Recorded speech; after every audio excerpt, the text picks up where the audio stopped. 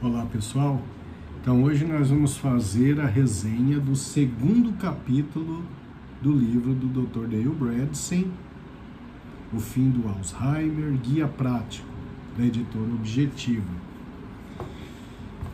No segundo capítulo, cujo título é Um Detetive Inconveniente, ele começa falando para a gente a respeito das implicações, dos impactos que a doença de Alzheimer tem na saúde pública.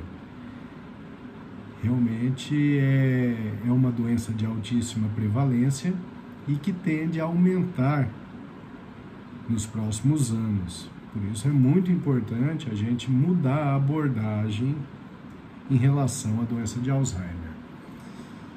Ele também faz críticas à maneira como a doença de Alzheimer é abordada atualmente, terapeuticamente, com medicamentos atuando no mecanismo de ação, e isso vai contra os conhecimentos da equipe do Dr. Dale Bredesen, que, ao longo de décadas, acabaram descobrindo que a doença de Alzheimer é determinada por múltiplos fatores, e que é muito importante atuarmos nesses fatores de forma bem precoce, para que a gente reduza a chance do aparecimento da doença, ou até, em alguns casos, para que haja reversão de doenças mais leves, de doença de Alzheimer em estágios mais iniciais. Então é assim que começa esse segundo capítulo. E depois ele vai falando sobre os tipos de Alzheimer. É uma classificação determinada pela equipe do Dr. Dale Bredesen. Então teríamos o Alzheimer tipo 1, que é aquele relacionado à inflamação cerebral. O Alzheimer tipo 2, que ele chama de atrófico. Então é aquela doença de Alzheimer que ocorre pela perda neuronal por falta de fatores tróficos, como vitaminas, como hormônios. O Alzheimer tipo 1,5, que é a associação do Alzheimer inflamatório com o Alzheimer atrófico. O Alzheimer tipo 3, que é o Alzheimer tóxico, que está relacionado, então, a toxinas, às quais nos expomos ao longo da vida, como benzeno, como mercúrio dos alimentos ou dos amálgamas dentários, o tricoteceno, que é um fungo que está no bolor preto, enfim. São substâncias tóxicas que resultam em morte neuronal. Depois ele fala do Alzheimer tipo 4, que é o vascular. Esse Alzheimer está relacionado a redução de fluxo de sangue por alterações de artérias cerebrais. E o Alzheimer tipo 5, que é o traumático, que é o Alzheimer relacionado, então, a traumatismos cranianos, o indivíduo vítima de um acidente de trânsito, ou os esportistas que recebem traumas cranianos de repetição, microtraumas cranianos de repetição, como os boxeadores, por exemplo. Bom, depois que ele classifica o Alzheimer em tipos, ele começa a falar o que nós devemos fazer em relação à proteção cerebral, para que a gente não se expõe a esses fatores que culminam com morte de neurônio. Então, primeiro, temos que tratar a resistência à insulina. E aí ele cita estudos que falam que praticamente todo paciente com doença de Alzheimer, ele perde a sensibilidade à insulina. Inclusive, alguns autores já classificam a doença de Alzheimer como sendo o diabetes tipo 3. E esse aumento da resistência à insulina acontece por alguns motivos, como, por exemplo, uma dieta inadequada, uma dieta rica em carboidratos de alto índice glicêmico.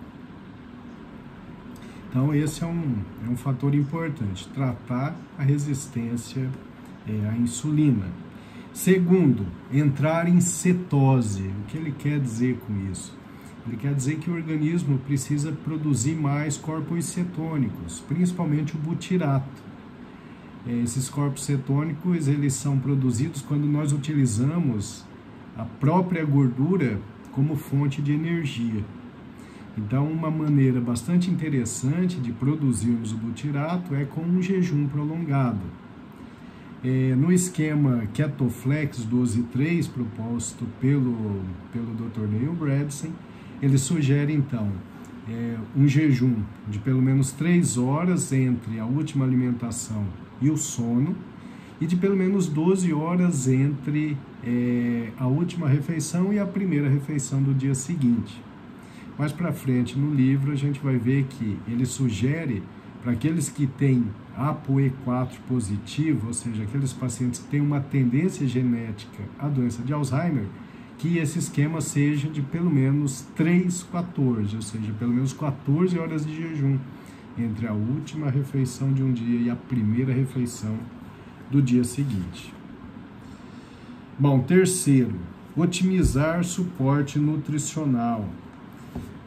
Então, isso fica a cargo, claro, do médico que acompanha, e tem relação com a reposição de substâncias importantes para a manutenção do trofismo neuronal, como vitaminas, vitamina B1, B6, B9, B12, vitamina C, vitamina E, alguns minerais como magnésio, zinco, enfim. É claro que é importante que isso seja feito pelo médico. Também a reposição hormonal para aqueles que têm uma deficiência, porque se há deficiência de estrogênio, de progesterona, por exemplo, então é um trofismo baixo para os neurônios e isso acaba resultando em morte de neurônios, tá certo? Quarto, resolver e prevenir a inflamação. Então, reduzir a inflamação é fundamental para a proteção do seu cérebro. Como é que a gente faz isso? Com uma dieta adequada, reduzindo a ingesta de carboidratos de alto índice glicêmico, porque quando a gente come algo que faz a glicemia subir rapidamente, o pâncreas precisa produzir muita insulina, e essa associação insulina-glicose, aumento da resistência da célula à glicose, culmina com acúmulo de gordura.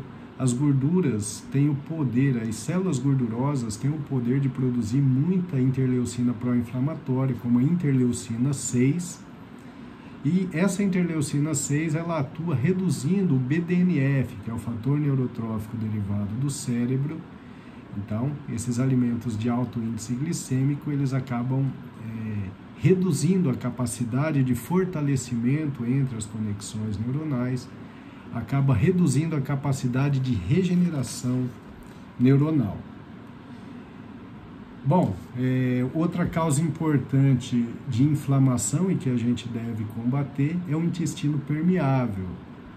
Então, um microbioma adequado, um equilíbrio da flora intestinal é fundamental para que a gente mantenha a barreira intestinal funcionando. Quando a gente tem uma disbiose, que é a perda do equilíbrio dessa flora intestinal, do microbioma, as células da parede intestinal elas acabam se afastando umas das outras, então há um aumento da permeabilidade intestinal, possibilitando que substâncias da luz intestinal, como lipopolissacárides, por exemplo, que é parte de bactérias, entre na corrente sanguínea. E essas substâncias entrando na corrente sanguínea vão perpetuar uma inflamação que pode resultar em destruição neuronal. Então nós precisamos cuidar da nossa flora intestinal com prebióticos e probióticos. Os probióticos podem ser alimentos fermentados, como kefir, por exemplo. Ou então podemos tomar cápsulas com probióticos. E prebióticos são aquelas substâncias que vão alimentar as bactérias do bem. Fibras, vegetais, folhas. Então a gente precisa alimentar essas bactérias do bem, que são as bacteroidetes, e evitar aquelas substâncias que acabam matando as bacteroidetes e facilitando o crescimento das firmicutes, que são bactérias que acabam aumentando a inflamação. os alimentos que atrapalham o equilíbrio intestinal são o açúcar, os alimentos processados, os refrigerantes. O estresse também interfere com o equilíbrio do microbioma intestinal. Os antibióticos utilizados de forma indiscriminada acabam produzindo desbiose. E também inibidores de bombas de prótons. Vejam bem, o uso contínuo de inibidores de bomba de próton, como o omeprazol, pantoprazol, esomeprazol, essas substâncias acabam também interferindo no microbioma e aumenta a permeabilidade intestinal. Então, são detalhes muito importantes. Então, essa redução da inflamação é muito importante para que a gente previna a destruição de neurônios. Quinto, tratar os patógenos crônicos. Então, ele quer dizer com isso que muitas vezes nós podemos ter agentes infecciosos no organismo e vivermos sem muitos sintomas com isso, não é? Mesmo tendo aquele processo infeccioso, como por exemplo uma gengivite, uma periodontite, uma alteração dentária qualquer, isso pode produzir pouco mal-estar em termos de sintomas, mas isso produz uma grande alteração inflamatória crônica, subclínica, com aumento de interleucinas e com a redução do fator neurotrófico derivado do cérebro, BDNF. Então, essa inflamação crônica ela vai fazendo com que o seu cérebro perca capacidade plástica, perca a plasticidade e aumenta a chance do declínio cognitivo. Além das infecções dentárias, a gente pode ter outras, como às vezes infecções por alguns vírus, como herpes, também fungos, onicomicose, por exemplo, fungos de unhas. Esses fungos eles ficam ali por muito tempo, são difíceis de serem tratados e enquanto eles estão ali, eles estão produzindo uma atividade inflamatória. Então, mesmo o indivíduo não tendo um sintoma que o incomode tanto, mas a inflamação crônica está mantida. Sexto, identificar e remover as toxinas, como mercúrio, por exemplo, tolueno, benzeno e algumas biotoxinas. Então, a identificação e a eliminação, seja através de mudança de ambiente, seja através de medicamentos, o médico vai definir. E, por fim, descartar a apneia obstrutiva do sono e otimizar o sono. Nós sabemos que uma noite bem dormida, um sono adequado, ele é simplesmente fundamental para uma boa saúde cerebral. E são muitos os estudos recentes mostrando que um sono inadequado está relacionado a doenças neurodegenerativas. Hoje nós conhecemos o sistema linfático, que é um sistema cerebral que entra em atividade durante a noite, no sono profundo, principalmente nas fases 3 e 4, que são as fases mais profundas do sono. Nesse momento a gente tem então a ativação de um sistema de faxina cerebral. É um momento em que a gente elimina toxinas. Então, quem não tem um sono adequado tem esse mecanismo prejudicado e essas toxinas vão se somando ali no cérebro, predispondo a doenças neurodegenerativas futuras. E também, na apneia obstrutiva do sono, um grande problema é a má oxigenação cerebral. Então, o indivíduo dormindo, logo depois do ronco, ele faz uma parada ali de respiração por um período curto. Nesse período, a oxigenação sanguínea cai, chega menos oxigênio para o cérebro. E essa redução de oxigênio cerebral, que acontece à noite de forma repetitiva por períodos longos, acaba resultando também em destruição neuronal, em morte neuronal. Isso predispõe a distúrbios cognitivos no futuro. Então, para terminar, ele coloca aqui, o que nós temos que fazer? Então, ele faz um resuminho. Então, adquirir sensibilidade à insulina. Então, fazendo a dieta adequada. Então, e também com atividade física e combatendo a obesidade. Então ele coloca os níveis, né? A insulina de jejum, quando a gente mede, que vai fazer o check-up, né? A insulina de jejum ela tem que estar abaixo de 5,5, a hemoglobina glicada abaixo de 5,3 e a glicemia de jejum entre 70 e 90. Depois ele vai falar mais sobre esses números, né? Em capítulos posteriores. Entrar em cetose com aquele jejum que nós comentamos, otimizar nutrientes e hormônios, conforme nós falamos, resolver a inflamação, principalmente curando o intestino, tratar os patógenos que a gente identificar, as infecções, né, que nós tivermos, identificar toxinas e eliminá-las e melhorar a qualidade do sono. Então, através dessas atitudes, a gente vai estar protegendo o cérebro, a gente vai estar atuando, reduzindo muito a chance de desenvolvermos doença de Alzheimer. Haja vista as orientações que ele dá em relação à prevenção e quando essas alterações começam. Então, a prevenção ela deve começar muito cedo. Então, ele mostrou para a gente, e tem muitos estudos que mostram que as alterações fisiopatológicas cerebrais relacionadas à doença de Alzheimer podem começar há 30 anos ou mais antes do início do declínio cognitivo. Então, veja só, né? Nesse período todo a gente vai errando.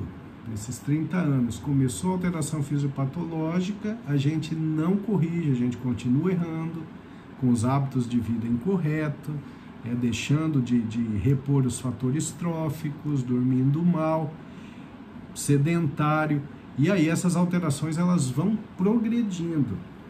Então, veja só, você teve 30 anos aí para tentar mudar esse futuro. Então, hoje nós sabemos disso com mais detalhes. Então, é muito importante que a gente comece a se cuidar muito precocemente, desde cedo, né? Desde as idades mais tenras. E apesar dele sugerir que a cognoscopia, que é aquela avaliação neurológica para proteção cerebral ocorra aos 45 anos, na verdade, os cuidados eles devem começar muito mais precocemente. Em termos de prevenção, quanto mais cedo mudarmos a nossa vida, melhor.